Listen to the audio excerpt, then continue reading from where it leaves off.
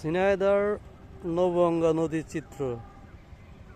নৌকা আছে কিন্তু পানি নেই।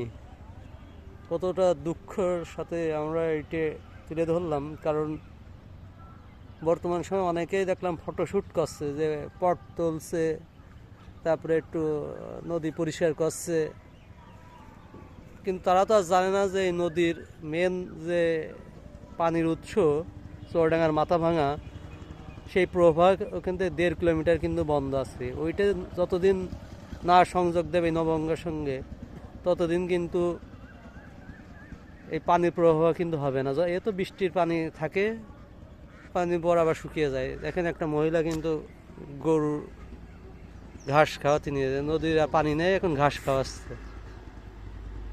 তাহলে কি একটা অবস্থা। অনেকে আবার দেখা আছে দু একটা পট তুলে ক্লাইমেট চেঞ্জারও সেজে যাচ্ছে, কিন্তু নদী যে আর 10 বছরের মধ্যে যে একদম পরিপূর্ণ বোঝা যাবে, তখন যে কেউ বাড়ি তুলবে, বলবে যে আমার বাপদাদার সম্পত্তি, কারণ বাংলাদেশে তো এইগুলোই হয়। সত্যিই হতাশাজনক নবগঙ্গা নদীর এই হরিণাকুণ্ড জাতি, আপনার কি একটা অবস্থা।